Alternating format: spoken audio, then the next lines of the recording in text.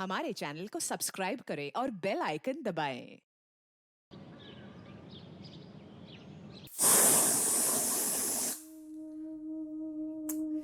तेरे पापा भी ना कभी फोन ही नहीं उठाते।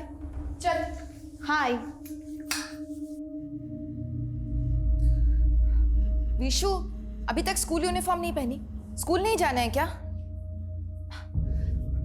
क्या हुआ विशु? मम्मी, विशु पापा को मिस कर रहे हैं। पापा आ जाएंगे ना तो सब पहले जैसे ठीक हो जाएगा। लेकिन तेरे पापा को फुर्सत मिलेगी तब आएंगे ना। 1 साल हो गया, उन्होंने अपना चेहरा भी नहीं दिखाया। उन्हीं का फोन है, जा विशु को बुला। हाँ। रोहित, आपको बोलने का कोई फायदा तो नहीं है, लेकिन कम से कम बच्चों के लिए तो फोन किया कीजिए। तो क्या मेरे बिना बच्चे भी नहीं संभाल पा रही हो तुम? संभाल तो मैं बहुत कुछ रही, जॉब भी करने लगी हूँ अपने बच्चों के फ्यूचर के लिए। अरे तो छोड़ दो ना जॉब, खर्चे के लिए पैसे भेजता तो हूँ हर मंथ। पैसे ही सब कुछ होते हैं क्या रोहित? अगर ऐसे ही करना था तो मेरे साथ साथ बच्चों की जिंदगी क्यों? अरे यार वो वापस से शुरू मत करो, ये बताओ फोन क्यों किया था? मम्मी आगे नहीं आना। विशु तू क्या कर रहा है? दीदी उसको साइड में रख। नहीं दीदी, आगे नहीं आना। विशु मत कर ऐसा। मम्मी, विशु ये क्या कर रहा है बेटा? छोड़ दे उसे, छोड़ दे। विशु ऐसा नहीं करते। विशु, विशु छोड़ दे बेटा। क्या होता जा रहा है तुझे विशु? क्या हुआ? मुझे मर जाना है माँ, मुझे मार दो माँ। विशु बस ऐसा नहीं बोलते। मैं जानती हूँ तू किस तकलीफ में है, तेरी प्रॉब्लम क्या है, लेकिन तूने मुझसे प्रॉमिस किया था ना कि तू हार नहीं मानेगा, अपने आप से लड़ेगा। तू प्रॉमिस किया था ना, तू कभी वैसा नहीं करेगा वापस। प्रॉमिस कर।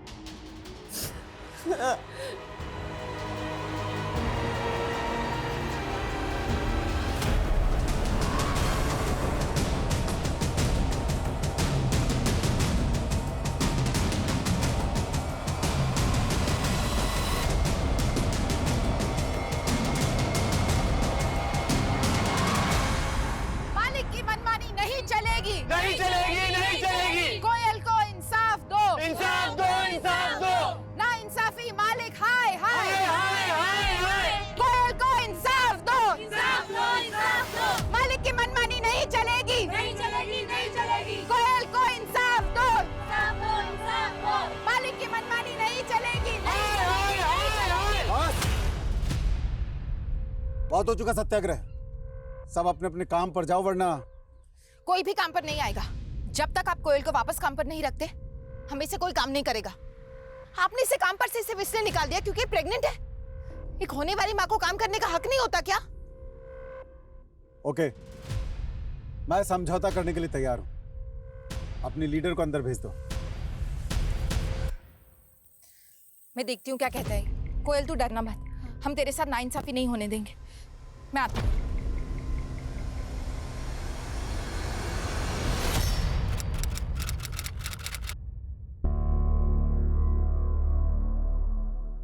काफी टाइम हो गया यार, शीतल दीदी अभी तक नहीं आई। पता नहीं क्या चल रहा है अंदर। अंदर चलते हैं।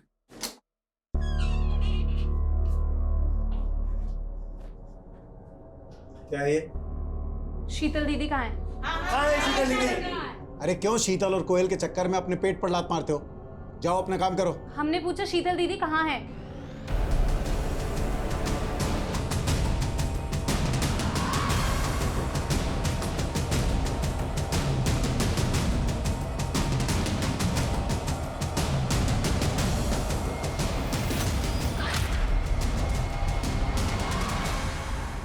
नमस्कार, मैं रेणुका शहाणे।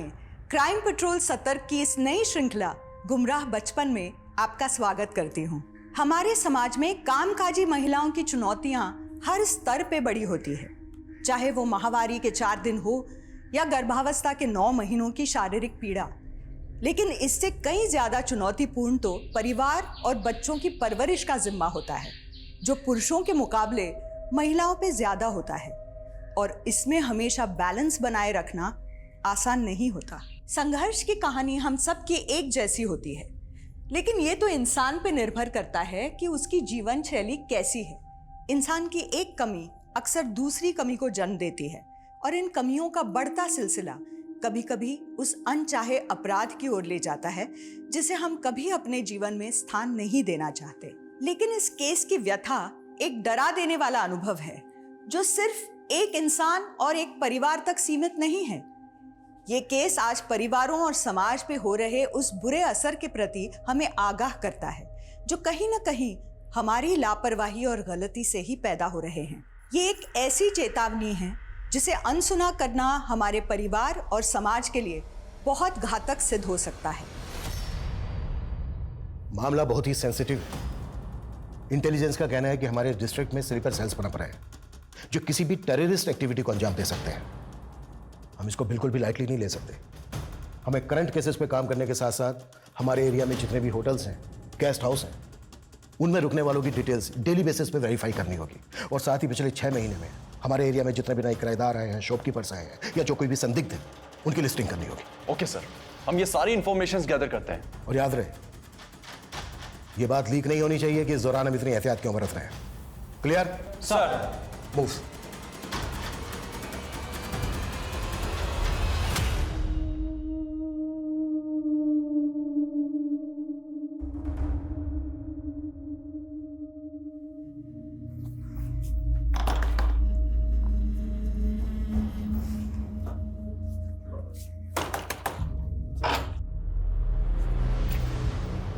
नमस्ते अंकल, मैं नितेश की फ्रेंड रिम्मी। बोलो। वो अंकल, नितेश कई दिनों से कॉलेज नहीं आ रहा है, वो यहाँ नहीं रहता, वो दुबई चला गया। क्या? दुबई? लेकिन ऐसे कैसे हो सकता है? उसने तो इस बारे में मुझे कुछ नहीं बताया। तो अब मैं बता रहा हूँ ना। चलो जाओ जाओ यहाँ से। लेकिन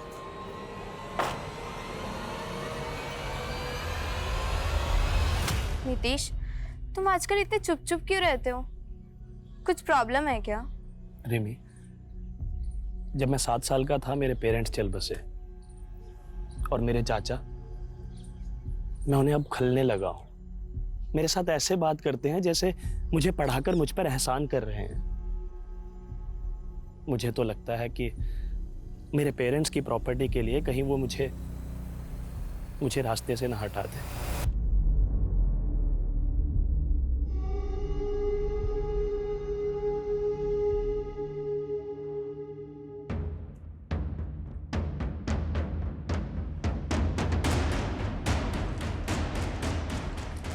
सर, ये वो वही घर है जहाँ पे वो लड़के 3 महीने से रह रहे हैं। उनकी गतिविधि काफी सस्पिशियस है। और सर, अभी 3 दिन पहले इस एरिया में एक कंसाइनमेंट आया हथियारों का। मुझे शक है कि वो हथियार यही लाए गए हैं।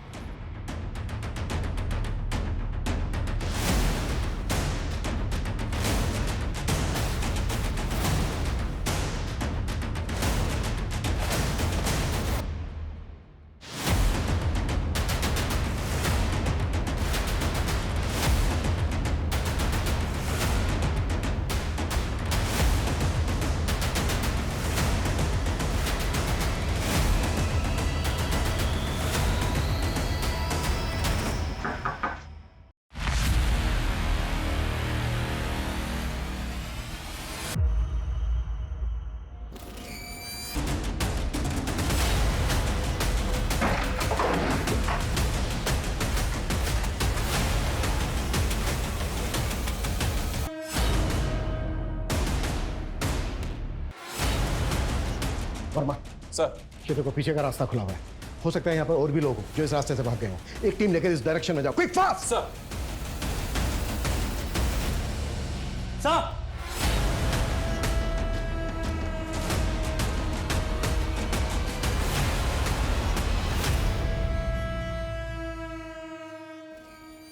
इतने हथियार,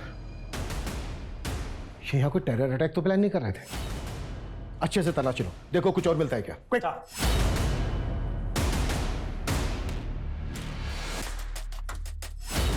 सर,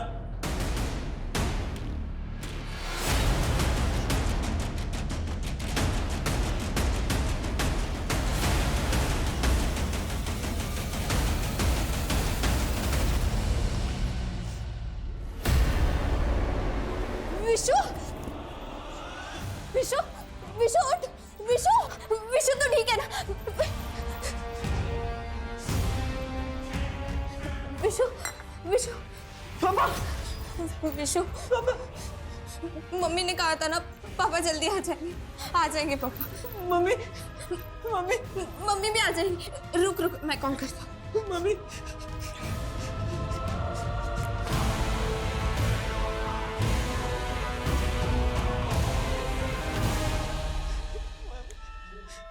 हेलो।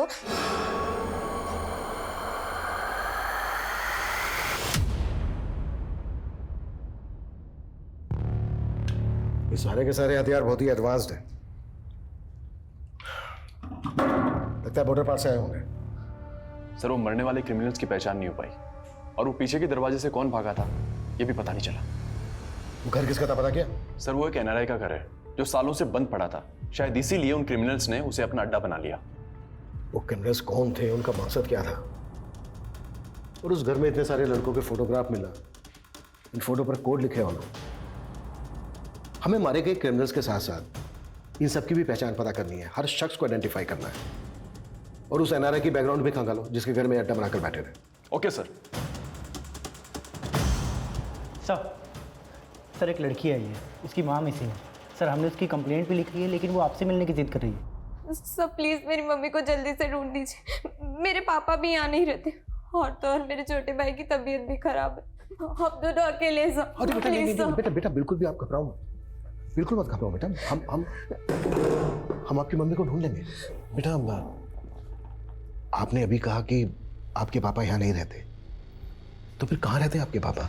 वो मुंबई में जॉब करते, तो उन्हें आने में टाइम लगेगा। अच्छा बेटा आपकी मम्मी कहाँ गई थी जहाँ से वो वापस नहीं आई? मम्मी हरिनगर में एक फैक्ट्री में जॉब करती है। कल फैक्ट्री से वापस ही नहीं आई और फिर।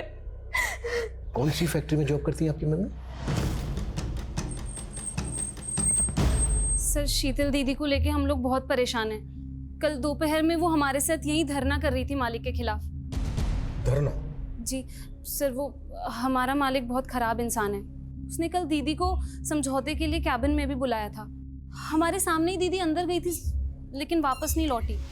वापस नहीं लौटी मतलब? सर मालिक ने बोला कि वो चली गई, लेकिन हम मान ही नहीं सकते, दीदी हमसे बिना मिले चली गई। सर मैंने उन औरतों की शर्तें नहीं मानी तो कुछ भी मेरे लिए अनाप शनाप बोल रही है, बदनाम कर रही है मुझे। पहले शीतल की बात कर, जैसा क्या हुआ था यहाँ पर जो गायब हो गई वो? सर उस दिन मैं यहाँ पे मुफ्त की सैलरी बांटने के लिए नहीं बैठा हूँ, लेकिन अगर तुम चाहो तो तुम्हारा फायदा करवा सकता हूँ। मैं समझौते की बात करने आई हूँ सर, मेरे फायदे की नहीं। नुकसान तो मैं अपना भी नहीं होने दूंगा, लेकिन तुम्हारा फायदा करवा सकता हूँ। देखिए सर, मेरा फोन ले लो। मैं अभी बिजी हूँ, बाद में बात करती हूँ। क्या? एक मिनट। सर वो जैसे ही केबिन में आई उसका फोन बजा सर, ऐसे लगा जैसे कोई इमरजेंसी कॉल हो। वो फोन पे बात करते हुए केबिन से बाहर चली गई और लौट के आई नहीं सर। हमसे बिना पूछे शहर से बाहर मत जाना।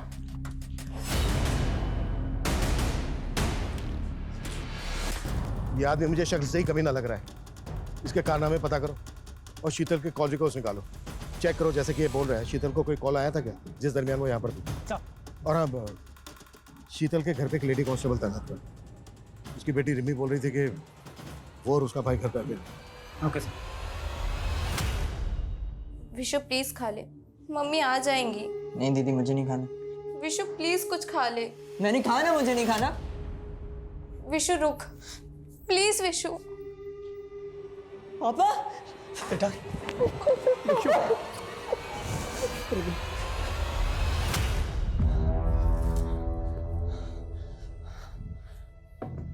सर वो सलीम भाई और जावेद को तो पुलिस ने, लेकिन मैं ये C4 बचा लाया वहां से किसी तरह। शाबाश जुबैद, तुमसे यही उम्मीद थी। सर उस घर से मिली फोटोज में से ये लड़का आइडेंटिफाई हो चुका है। गोंडा थाने में इसकी मिसिंग कंप्लेंट भी है, लेकिन सर इसके दो नाम हैं, जीवन और जुबैद। दो नाम? सर वैसे तो इसका नाम जीवन ही था, लेकिन अपनी फैमिली के अगेंस्ट दूसरी कम्युनिटी से इन्फ्लुएंस होकर ये कन्वर्ट हो गया और अपना नाम जुबैद रख लिया। जब ये गायब हुआ था तो उसकी फैमिली ने मिसिंग कंप्लेंट दर्ज करवाई थी और सर उनका कहना है कि कोई इसे बरगला रहा था। कौन बरगला रहा था? कहाँ है इसकी फैमिली? सर इसकी फैमिली तो उसी दिन गायब हो गई थी जिस दिन वो दो क्रिमिनल्स क्रॉस फायरिंग में मारे गए थे। हो सकता है इस लड़के जुबैद की फैमिली को ये बात पता हो कि उनका बेटा देश विरोधी गतिविधियों में शामिल है, इसलिए इंट्रोगेशन के डर की वजह से कहीं गायब हो गए। पॉसिबल है सर। पॉसिबल है ये जितने भी लड़के हैं इन सबको जुबैद की तरह गुमराह किया गया हो। हमें इन सब की पहचान पता करनी होगी ताकि हम इस टेरर ग्रुप के सरगना तक पहुंच सकें और उसका मकसद पता कर सकें। ओके सर, मैं कोशिश करता हूँ। सर शीतल का फ़ोन फैक्ट्री से 2 किलोमीटर दूर चांदपुर के एरिया में बंद हुआ था। उसी दिन जिस दोपहर को वो फैक्ट्री में देखी गई थी, सर मैंने उसके फ़ोन का IMEI नंबर ट्रेस करने के लिए भेज दिया। कपिल का कहना है कि उस दरमियान उस शीतल को किसी का कॉल आया था। पता क्या किसका कॉल था वो? जी सर, वो कॉल उसके पति के नंबर से आया था। हाँ सर, मैंने उस दिन शीतल को कॉल किया था। पहले तो उसने फ़ोन कट कर दिया। जब मैंने उसे कॉल बैक किया तो उसने कहा मैं अभी बिजी हूँ, बाद में बात करती हूँ। लेकिन सर शीतल ने कॉल बैक ही नहीं किया। बाद में रिमी ने मुझे फ़ोन करके बताया कि उस दिन शीतल फैक्ट्री से घर ही नहीं आई थी। शीतल की फैक्ट्री के मालिक ने मुझे बताया कि तुम्हारे फ़ोन के बाद शीतल पैनिक हो गई थी, जैसे उसे कोई बुरी खबर मिली हो। नहीं सर, ऐसा कुछ नहीं था। तुम्हें किसी पे शक है जो शीतल के साथ ऐसा कर सकता है? एक्चुअली सर, मैं तो यहाँ रहता ही नहीं हूँ, लेकिन हाँ पिछले कुछ टाइम से शीतल विशु को लेके काफ़ी परेशान थी। दरअसल कुछ ड्रग एडिक्ट लड़के हैं जो काफ़ी टाइम से विशु को बुली कर रहे थे। कपड़े उतार यार, कपड़े उतार यार, झाड़ू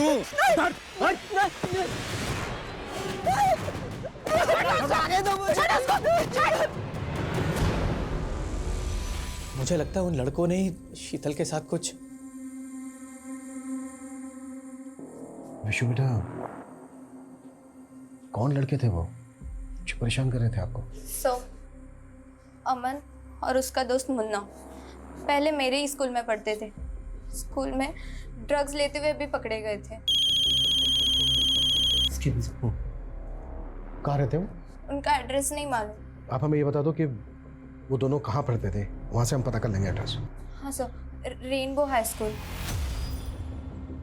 एक्सक्यूज मी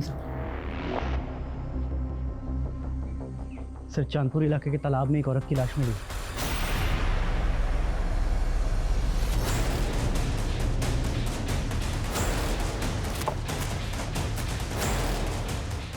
सर, लाश को पानी में तैरते देखकर गांव के लोगों ने फोन किया था। आइए सर, लाश पर ठीक वैसे ही कपड़े हैं जैसे शीतल की बेटी ने मिसिंग रिपोर्ट में लिखवाए थे। शीतल जिस फैक्ट्री में काम करती थी वो फैक्ट्री यहाँ से लगभग 2 किलोमीटर दूर है। फैक्ट्री के वर्कर्स ने फैक्ट्री के मालिक पे शक जताया। हो सकता है शीतल का मर्डर फैक्ट्री में किया गया और उसकी बॉडी को यहाँ तालाब में लाकर डंप कर दिया। सर आप बेकार में अपना वक्त बर्बाद कर रहे हैं सर। यहाँ कोई मर्डर नहीं हुआ सर। तो फिर शीतल को यहाँ नहीं, यहाँ से चांदपुर ले जाके मारा? मैं क्यों मारूंगा सर? मैं कह रहा हूँ ना सर, उस दिन वो बात करते हुए यहाँ से चली गई थी। सर, इस जगह को देखकर ऐसा नहीं लगता कि यहाँ कोई मर्डर हुआ हो। अशफाक सुन यार, मैं तुझसे कब से बात कर रही हूँ और तू ये गेम खेल रहा है। अरे तेरे गेम के लिए तुझसे दोस्ती की है। अच्छा, तो अभी गेम ही तुझे नहीं मिलेगा। अरे सुन तो सुन, मैं तेरे गेम को ही नहीं तुझे भी लाइक करता हूँ। I love you. क्या? इतना चौक क्या रही है? आई हेट यू थोड़ी ना बोला तुझे। तेरी औकात नहीं है मुझे लव करने की, समझा? अपने अब्बू से जाके मांग ये गेम।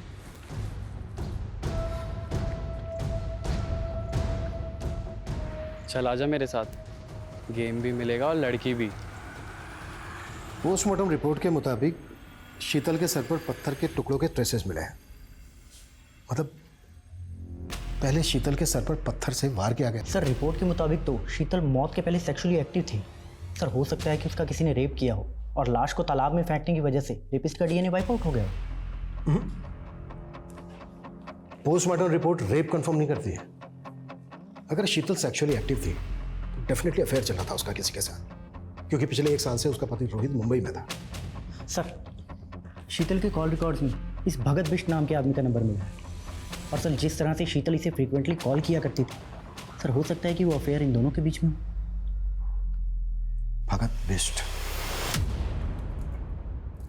अब्बू, वीडियो गेम कब दिला रहे हो? पहले परीक्षा में 75% देकर के पास हो जाओ, फिर उसके बाद में जो मांगोगे वो दिलवा देंगे। 75%? इतने तो मेरे बाप के भी नहीं आएंगे कभी। अरे क्या कर रहे हो? बच्चा है। अरे ऊँट जैसा बड़ा हो गया और बच्चा है। अरे बैल जैसी बुद्धि लेकर घूम रहा है, गधा कहीं का। गेम चाहिए इसे, गेम चाहिए। गलती की मैंने, उसकी बात सुन लेनी चाहिए थी। वो मुझे गेम भी दे रहा था और लड़की भी।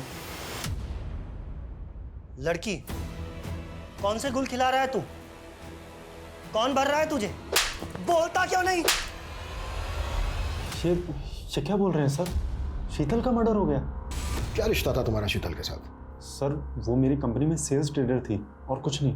पर शीतल तो हरिनगर के ग्राम सेवा गृह उद्योग में काम करती थी। हाँ सर, वो मेरी कंपनी के लिए पार्ट टाइम और जिस कंपनी की आप बात कर रहे हैं उसके लिए फुल टाइम काम करती थी। कैसा पार्ट टाइम जॉब? सर मेरी कंपनी कॉस्मेटिक प्रोडक्ट्स बनाती है, तो वो ऑर्डर्स लेके आती थी और बदले में उसे कमीशन दे देता था। हाँ सर, मम्मी कॉस्मेटिक प्रोडक्ट्स भी सेल करती थी। कुछ सैंपल्स भी रखे हैं यहाँ, मैं लेकर आती हूँ। ये देखिए सर। बेटा अभी आप अंदर जाओ, हमें आपके पापा से कुछ बात करनी है। रोहित, हमें पोस्टमार्टम रिपोर्ट से पता चला है कि शीतल सेक्सुअली एक्टिव थी। तुम तो यहाँ रह नहीं रहे थे पिछले 1 साल से, तो क्या शीतल का अफेयर चल रहा था किसी के साथ? ये कैसी बात कर रहे हैं आप सर? शीतल का अफेयर? सर ये हो ही नहीं सकता। शायद किसी ने उसके साथ जबरदस्ती की होगी सर। सर वो मुन्ना और अमन, उन्होंने मेरे विशु को भी मोलेस्ट किया था सर। मैं आपसे कह रहा हूं, आप उन दोनों को पकड़ के अंदर कीजिए सर।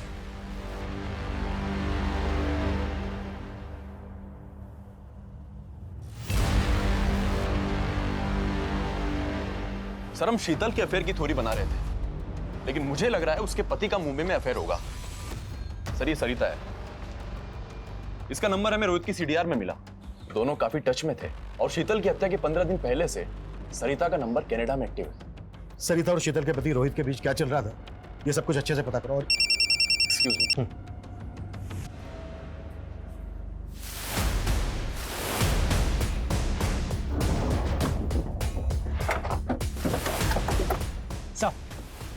सर रागी ने इस लाश को यहाँ पे देखा था।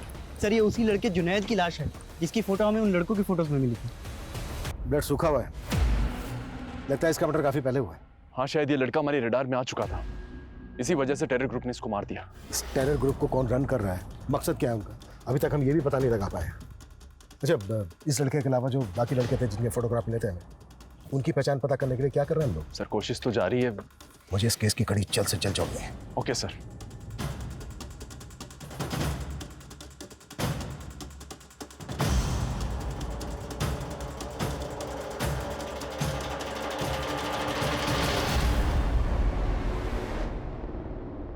मेरी फर्स्ट सैलरी से खरीदा मैंने तुम्हारे लिए। लेकिन नितीश, तुमने कहा था कि जॉब के साथ साथ तुम कॉलेज नहीं छोड़ोगे। रिमी वो तब होता अगर मुझे पार्ट टाइम जॉब मिलती, लेकिन इस जॉब में मुझे फुल टाइम देना पड़ा। Full time job? वैसे तुम क्या जॉब कर रहे हो?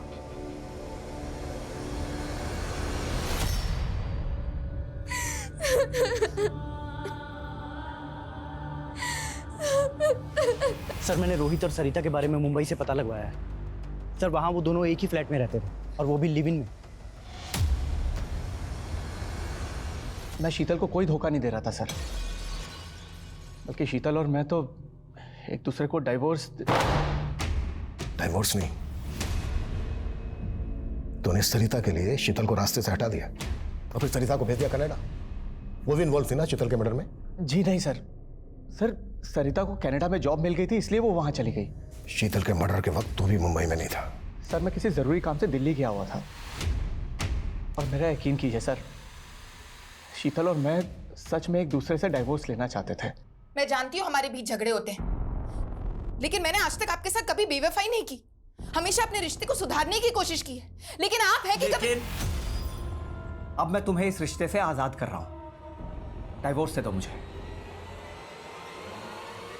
शीतल नहीं चाहती थी कि इसका असर हमारे बच्चों पे पड़े, इसलिए बिना डाइवोर्स के ही हम दोनों अलग हो गए। यही सच है सर। शीतल का सच तो उसी के साथ मर गया, लेकिन अब तू सच बोलेगा। एक सच बता, शीतल के साथ फोन पे क्या बात हुई थी तेरी? तूने जानबूझकर शीतल को बाहर बुलाया और मरवा दिया उसको? ये सच नहीं है सर, बल्कि सच तो यह है कि सरिता मुझे छोड़ के कनाडा चली गई और अब मैं शीतल की जिंदगी में वापस आना चाहता था सर, ये दुख की बात है कि मैं शीतल को ये कह ही नहीं पाया।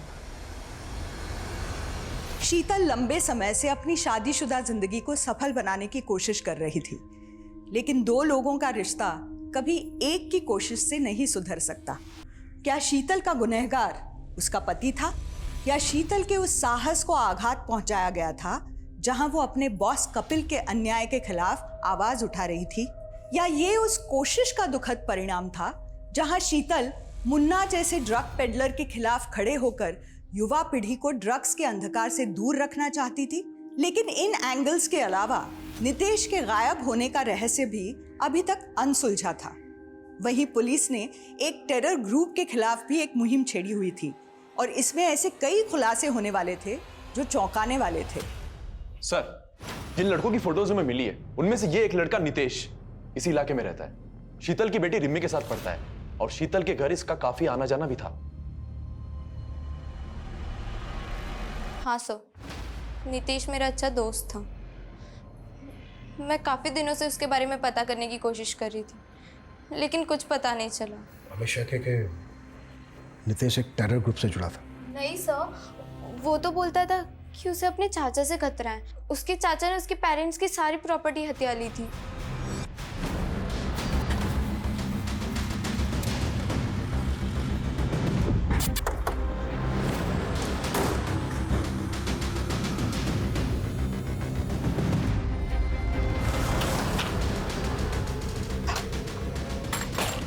सर, पूरा घर चेक करो, देखो क्या मिलता है। क्या हुआ सर? क्या हुआ? टेरर ग्रुप के लिए काम करता है नितेश। कहाँ है वो? वो तो दुबई में है सर। क्या ढूंढ रहे हैं आप? वो चाचा मेरा पासपोर्ट रखा था यहाँ पर। पासपोर्ट? लेकिन क्या करेगा पासपोर्ट का? चाचा वो मेरी दुबई में जॉब लगी है इसलिए। सीधे सीधे बोल, तू और नितेश किसके लिए काम करते हो? किसी के लिए काम नहीं करता सर। अगर घर में कुछ नहीं मिला। तुझे याद दिलवाते हैं हम सब कुछ। मनीष, लेके चलो इसको। चलिए। क्या हुआ बे, खाना क्यों नहीं खा रहा है? आपके मार से पेट भर गया। तो क्या हुआ, अब्बू है तुम्हारे? हाँ तो फिर भी गेम नहीं दिला रहे ना। कोई नहीं, ये जमीन जायदाद तो दादू की है ना, मुझे मेरा हिस्सा चाहिए इसमें से। हिस्सा? ये कौन सा बर रहा है तेरे दिमाग में? पानी पीजिए।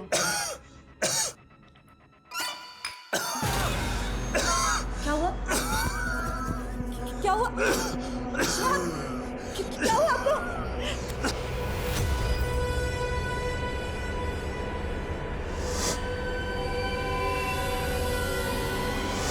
अशफाक, क्या हुआ आपको जरीना? अशफाक, देख तेरे अब्बू को क्या हो गया?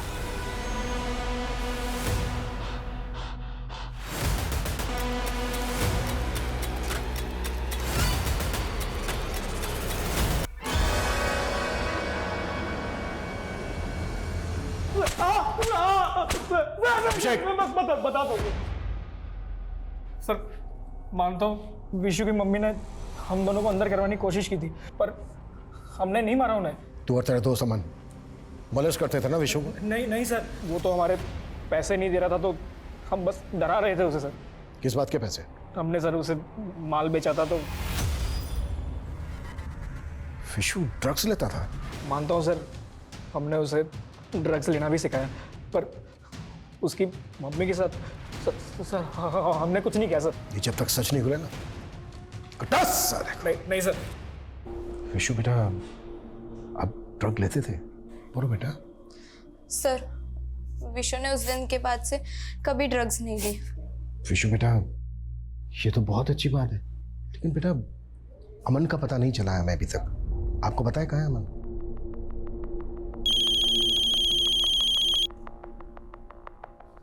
हाँ मनीष। सर, नितेश का मर्डर हुआ था। नितेश का मर्डर हुआ है? जी सर, करीब 1.5 महीने पहले मुजफ्फरनगर पुलिस को एक अनआइडेंटिफाइड लाश मिली थी। सर, उस वक्त उस लाश की शिनाख्त नहीं हो पाई थी, तो उनको उसका अंतिम संस्कार करना पड़ा। लेकिन जब हमने नितेश का फोटो सर्कुलेट किया तो मुजफ्फरनगर पुलिस ने हमको ये अपडेट दी। हम नितेश को टेरर ग्रुप से जुड़ा हुआ मानकर चल रहे थे। पॉसिबल है जिस वजह से जुबैद का मर्डर हुआ, उसी वजह से नितेश का भी मर्डर हुआ हो। नितेश, जो शीतल की हत्या से 1 महीने पहले ही मारा जा चुका था, वो शीतल का हत्यारा तो हो ही नहीं सकता था। लेकिन अब कई नए सवाल उठे थे। नितेश की हत्या किसने की? क्या नितेश का हत्यारा ही शीतल का हत्यारा हो सकता है? क्या ये दोनों अलग अलग मर्डर केस हैं और पुलिस इन दोनों केसेस को जोड़ के कोई गलती तो नहीं कर रही थी? सर साइबर सेल से एक इन्फॉर्मेशन आई है। हमने शीतल के मोबाइल के IMEI नंबर को ट्रेस पे डाला। सर उसके उस फ़ोन में किसी दूसरे नंबर की सिम एक्टिव हुई है। किसके नाम पे रजिस्टर्ड है वो सिम? सर एक मोबाइल शॉप के ऑनर के नाम पे।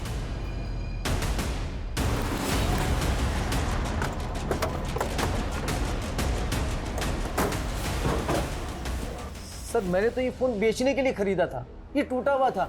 मैंने इसे रिपेयर किया और सिर्फ चेक करने के लिए अपनी सिम डाली थी, बस सर। किससे खरीदा था? एक कचरा बीनने वाला था, उसने कहा कि उसे ये फ़ोन कहीं पड़ा हुआ मिला था, मैंने सस्ते में खरीद लिया सर। कहाँ है वो? मुझे नहीं मालूम सर। सर मैंने इससे पहले उसे कभी नहीं देखा। चल थाने चल, सब पता चल जाएगा। नहीं सर। अभिषेक चल। सर लेकिन मैंने क्या किया?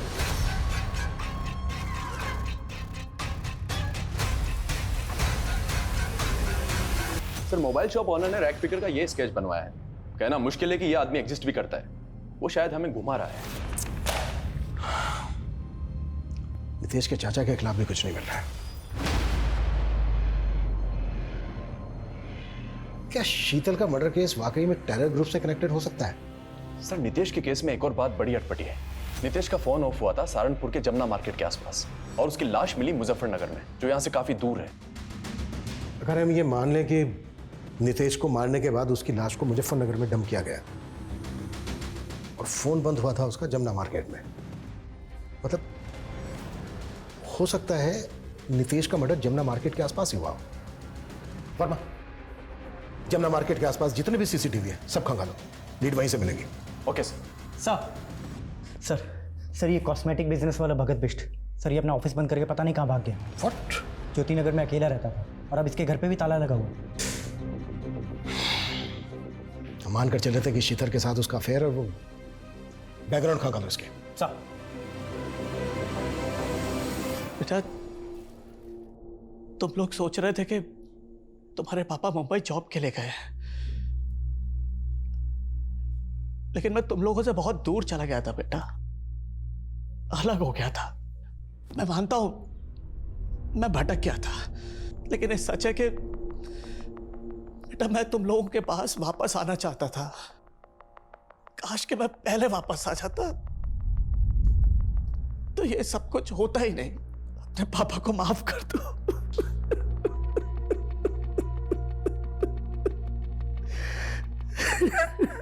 सर हमने शीतल की मोबाइल का डेटा रिट्रीव करवाया है, उसमें एक MMS मिला है।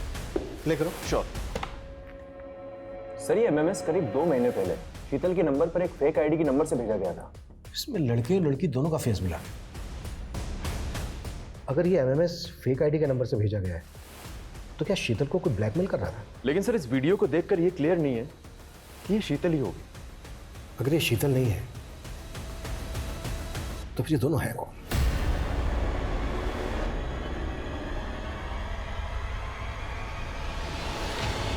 सर भगत का फोटो हमने हर जगह सर्कुलेट किया था। भोपाल से इसकी एक हिस्ट्री मिली। सर इसका असली नाम भगत नहीं अशफाक है। और सर 15 साल की उम्र में इसने अपने माँ बाप को खाने में बेहोशी की दवा देकर बेहोश किया और जिंदा ही अपने घर में दफना दिया था। सर 2 महीने बाद जब इस क्राइम का खुलासा हुआ तो भोपाल पुलिस ने इसे अरेस्ट कर लिया था, लेकिन सर उम्र कम होने के कारण इसे जुवेनाइल होम भेजा गया। लेकिन सर ये वहाँ से भी भाग गया था। उसके बाद से ये अंडरग्राउंड था। इसका लेटेस्ट फोटो भोपाल पुलिस के हाथ तब लगा जब ये नाम बदलकर भोपाल में अपने एक दोस्त से मिलने गया था, लेकिन सर ये तब भी पकड़ा नहीं गया था। ये नाम बदलकर कॉस्मेटिक का धंधा कर रहा था। एक हिस्ट्री शीटर के पास इतना सारा पैसा, जाहिर सी बात है इसने इससे पहले भी बड़े बड़े कांड किए होंगे। इसका जो भोपाल का दोस्त है उसका पता करो, हो सकता है अभी भी उसके टच में हो।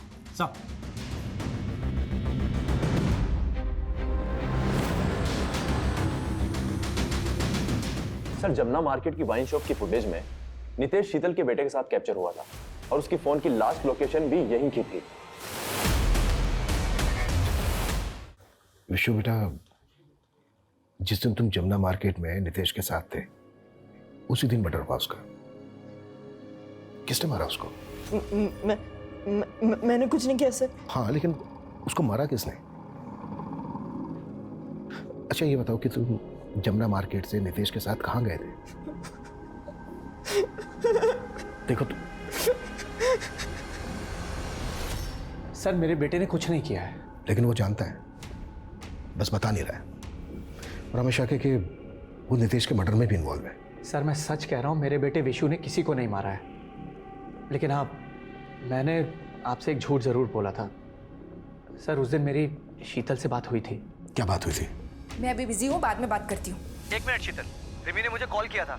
रो रो के बोल रही थी कि पापा आप वापस आ जाओ, मम्मी बहुत गंदी है। बात क्या है? क्या? एक मिनट। सर शीतल ने मुझे कुछ भी नहीं बताया, बोली खुद रिमी से बात करके बताएगी। बात क्या थी लेकिन? रिमी ने तो बताया होगा ना तुम्हें। सर मैंने रिमी से भी बहुत पूछा, लेकिन उसने भी कुछ नहीं बताया। एक्चुअली यही कारण था कि मुझे आपसे झूठ बोलना पड़ा। सर मैं नहीं चाहता था कि आप लोग मेरी बेटी रिमी को परेशान करें। सर सर अशफाक और भगत के भोपाल वाले दोस्त का एक घर वहां भी है। इस एरिया में एनआरआई का घर है।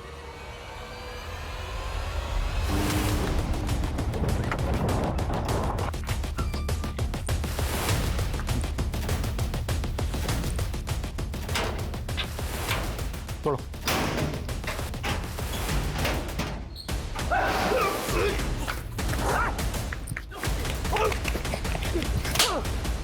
मैंने अपने माँ बाप को नहीं निकला, मेरे बाप ने मुझे निकला है। ऊंट, गधा, बैल बुद्धि। अरे बच्चे के पढ़ाई में नंबर कम आते थे तो क्या एक वीडियो गेम नहीं दिला सकता था? तूने सिर्फ एक खिलौने के लिए अपने माँ बाप को मार डाला? नहीं, कहानी इतनी छोटी भी नहीं थी। देखा, अपने पापा से गेम मांग के तुझे क्या मिला? बोल रहा हूँ ना मैं, चल मेरे साथ। गेम लड़की क्या है, तू जो मांगेगा सब कुछ मिलेगा। वो बागी मुझे अपनी गैंग में शामिल करना चाहता था। वो बोला कि कौन से माँ बाप अपने बच्चे को इस तरह से पीटते हैं, तो फिर मैंने अपने माँ बाप को मार दिया। बाल सुधार गृह से भी वो बागी मुझे भगा कर ले गया। 18 साल की उम्र में मुझे तमंचा थमा दिया। उसी तमंचे से मैंने एक सुनार का सर खोला और अपनी गैंग के साथ मिलकर सारा सोना लूट लिया था। बड़ा हुआ तो सरगना बन गया उनका। जिस तरह उस बागी ने तुझे गुमराह किया था, तू भी बच्चों को गुमराह करने लगा। और वो एनआरआई का खाली घर देख के अड्डा बना लिया वहां पे अपना। हाँ, और जब आप लोगों ने वहां रेड मारी तो जुबैद सारा माल बचा करके मेरे पास आ गया। लेकिन मुझे शक था कि कहीं आप लोगों ने उसे देख लिया होगा, तो बस मैंने उसे भी खत्म कर दिया। हथियार कहाँ से आते थे? किसको सप्लाई होते थे? ये हथियार हिंदुस्तान के बाहर से आते थे और हिंदुस्तान के हर एक कोने में सप्लाई होते थे। सप्लाई में बच्चे सेफ होते हैं क्योंकि उन पे कोई शक नहीं करता है, तो बस मैंने उन्हीं का इस्तेमाल किया। उन्हीं बच्चों से तो उनका नाम छीन लेता, कोडवर्ड देता उनको। शीतल भी इन्वॉल्व थी इसमें? नहीं, मैंने अपने काले धंधे छुपाने के लिए कॉस्मेटिक का धंधा शुरू किया। शीतल तो वहाँ ट्रेडर बनकर आई थी और अपना दिल मुझे गिरवी दे बैठी। बस मैं शीतल में अपने बचपन की गर्लफ्रेंड गुड़िया काक्स ढूंढता रहा। नितेश कैसे आया तेरे ग्रुप में? वो तो ज़रूरत का मारा था बेचारा। जब शीतल ने मुझे उसकी जॉब के लिए कहा तो मैंने उसे दुबई जाने का लालच दिया। बस फिर क्या था, वो मेरे सारे काले धंधे करने लगा और मैं शीतल के साथ मज़े करने लगा। भगत, हम शायद गलत कर रहे हैं। जो चीज़ अच्छी लगे वो कभी गलत नहीं हो सकती है शीतल। और वैसे भी तुम्हारे पति ने तो तुम्हें छोड़ ही दिया है, तो जब वो ये कर सकता है तो तुम क्यों नहीं? वो मुझसे हिचक रही थी, लेकिन अपनी बेटी के बॉयफ्रेंड को अपना सब कुछ दे बैठी। शीतल और नितेश के बीच शारीरिक संबंध थे? अभी तो नितेश की चल गई थी। उसी कमीने ने मेरा और शीतल का वीडियो बना लिया था। देख लिया वीडियो? इस बार तो फेसेस ब्लर किए हैं। अगर तूने भगत को नहीं छोड़ा, अगली बार बिना ब्लर किए तेरी वीडियो वायरल कर दूंगा। शीतल ने मुझे सब कुछ बता दिया था। अगर वो वीडियो वायरल हो जाता तो मेरे सारे काले धंधे बाहर आ जाते। तभी मैंने उसे खत्म करने की सोची, लेकिन वो मेरी आंखों से ओझल हो गया। फिर मैंने एक ट्रैप रचा। ये नितेश तेरी मम्मी को ब्लैकमेल कर रहा है। मेरी बात जरा ध्यान से सुन। तुझे अपने बेटे होने का फर्ज निभाना है। किसी भी तरह से उस नितेश को अपने साथ ले आ, बाकी सब मैं देख लूँगा। और फिर जब वो नितेश को अपने साथ शराब पीने के बहाने लेकर आया तो शीतल को भी तूने? नहीं, शीतल को मैंने नहीं मारा। मुझे लगता है कि उसके पति को उसके बारे में सब कुछ पता चल गया था, तो शायद उसी ने उसको। अगर तूने सर, एक मिनट। सर, शीतल की फोन की मैसेज हिस्ट्री मैंने रिट्रीव की। ये देखिए सर, रिमी और शीतल के बीच हत्या वाले दिन ये सारे मैसेजेस पास ऑन हुए थे।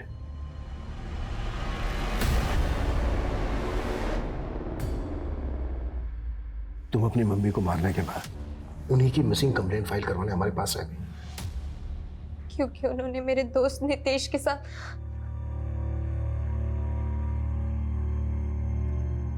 मम्मी, मम्मी,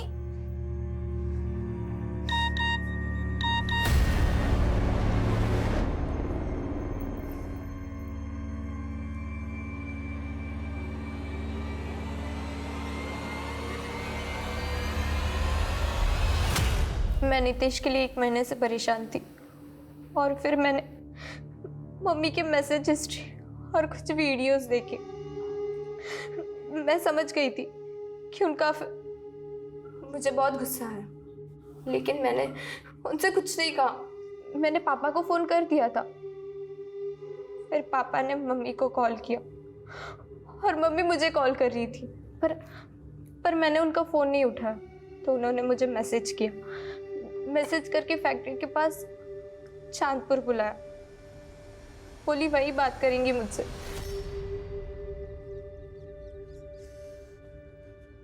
क्या है बेटा? मैं बहुत बुरी हूँ, खुद की नजरों में गिर चुकी हूँ, मुझे माफ कर दो। नाटक बंद करो आप। मुझे बस इतना बता दो, नितेश कहाँ है? नितेश? मुझे नहीं पता। क्यों? मार दिया ना उसको? रिमी, नहीं बेटा। आपका कोई भरोसा नहीं।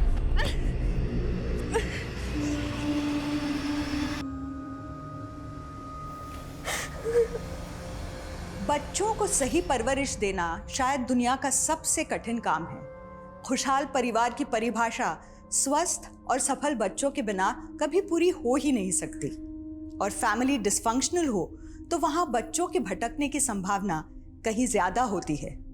शीतल और उसके पति से भी यही चूक हुई।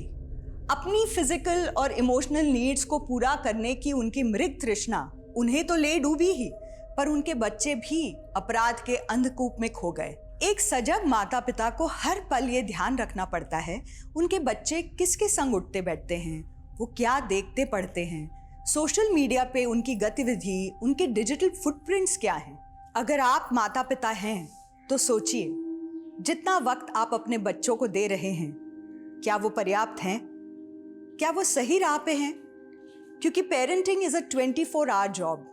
ये दुनिया का सबसे अहम और जिम्मेदारी भरा काम है। ये पार्ट टाइम जॉब तो हो ही नहीं सकता। तो अब मैं रेणुका शाहने आपसे विदा लेती हूँ। कल फिर मिलेंगे ऐसी एक कहानी के साथ जो रखेगी आपको सतर्क और जिंदगी को सुरक्षित। तब तक अपना और अपने परिवार का ख्याल रखिए और देखते रहिए क्राइम पेट्रोल सतर्क। जय Hind. For more updates, subscribe to our channel, click the show links and enjoy watching the videos.